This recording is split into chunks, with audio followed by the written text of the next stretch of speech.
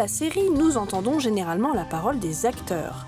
Mais les hommes de l'ombre, les auteurs, les showrunners sont l'âme de ces séries, le cœur de ces histoires qui nous tiennent éveillés nuit après nuit. Clyde Phillips est un de ces hommes.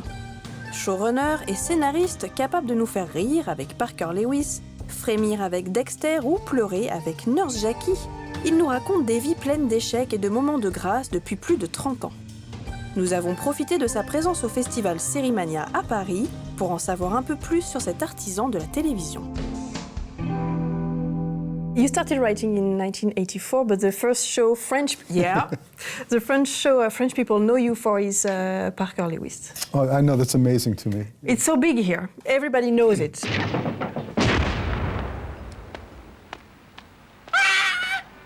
It's so interesting to me that we're starting this interview talking about Parker Lewis because people don't even know it in America. When I did Parker Lewis, my influences were older shows. I was standing on the shoulders of the Marx Brothers and George Burns. George Burns used to have a television show where he would talk to the camera. He'd be up in his room above his garage. He'd say, let's see what's going on. He'd have a cigar.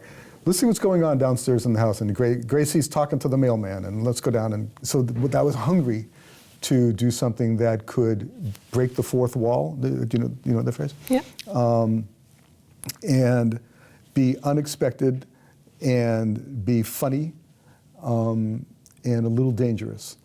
And so I came up with the idea of Parker Lewis, who basically was Tom Sawyer in my mind. The other TV show that we know you for here is Dexter. Mm-hmm. To me, Dexter, the character and the show is really a produce of this third golden age of television, which was the moment where you could allow to have an anti-hero and like him or make us like him. Do you think Dexter could have happened 10 years before? No. David Chase, bless him, broke the mold of what an American television hero needed to be, and with Tony Soprano. And so not only could it not have been done 10 years before, it couldn't have been done 5 years before. Or it could have been the first one to do it. I don't know. The thing about Dexter is, and we always have to remember, Dexter's a psychopath.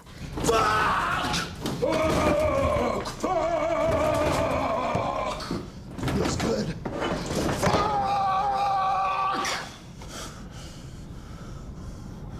Normally now is when I'd slice your cheek with my scalpel and get a drop of blood to remember you by, but I can't risk anyone finding a blood slide ever again. You're a fucking freak. Occasionally in America, there would be a tragedy, there would be a killing. A kid would say, I did it because I learned it from Dexter. And I would get interviews about it, and then I stopped doing the interviews. But in the first couple of interviews, I would say, this is fiction. And you can be violent or loving or however you want to be in fiction, all the way back to the Greeks, all the way through Shakespeare, all the way to current Quentin Tarantino, whatever it is. And if you don't have the mental capacity to tell the difference between fact and fiction, then that's not my fault. That's your fault. It's education, in a way. Yes. Tony Soprano allowed you to have a male anti-hero, but then you did Nurse Jackie, and we had a female anti-hero, and she was a bad mother, a bad nurse, a bad wife. She was like a bad everything. Do you think it's more difficult to make it a woman? I didn't think it was more difficult. In fact, it's all the same to me. Not the same meaning bland, meaning it's all storytelling. Nurse Jackie was, Edie Falco played a woman named Jackie Payton who was a drug addict. Drug addiction is a terrible, ferocious disease. And I wanted it to be looked at as that. And the drama, to me, is built in.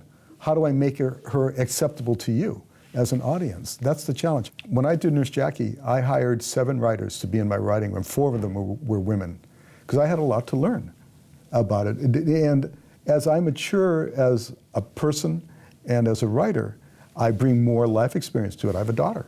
I have a 19-year-old daughter. I'm married.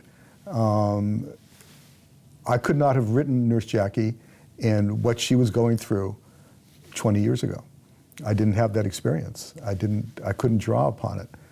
So now you're here for Feed the Beast, which is an adaptation of a Danish format, and it seems like for 5 years, Nordic countries are where we can find very great format.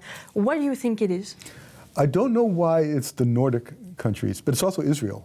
Yeah, Israel, true. the Keshet, Yeah. and that. And it was even before that, Yes. with In Treatment. In Treatment yeah. and Homeland. And, How to Film. my favorite television show of all time is All in the Family, and that was based on a British TV show. I don't know what it is about Sweden and Denmark and why they can tell these stories so well that also translate so well to American television. The characters are damaged.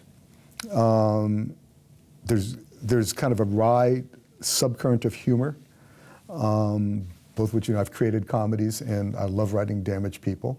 And the storytelling is always surprising.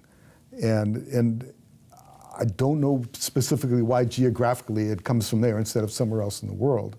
It's curious, if I may, that of all the shows that Americans consume and all the formats we buy, I can't think of a French show that we buy, and I don't know why that is.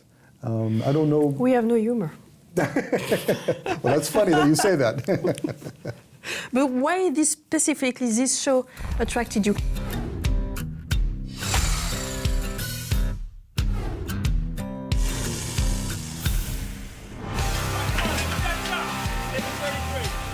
The situation, the characters, damaged, impossible dreams, terrible histories, planning for big futures. That's gold for a writer. It's what I call the 5 Fs. Let me see if I can remember when I was pitching it. The 5 Fs were fate, fatherhood, family, friendship, and food. And let's have a 6F. What a fantastic project. I'm so lucky to do what I do for a living. You're a happy man. Yeah, you're kidding. Look at this. Look where we are. Look what we're doing. I know. Yeah. Feed the Beast est diffusé depuis le 31 mai sur AMC aux États-Unis.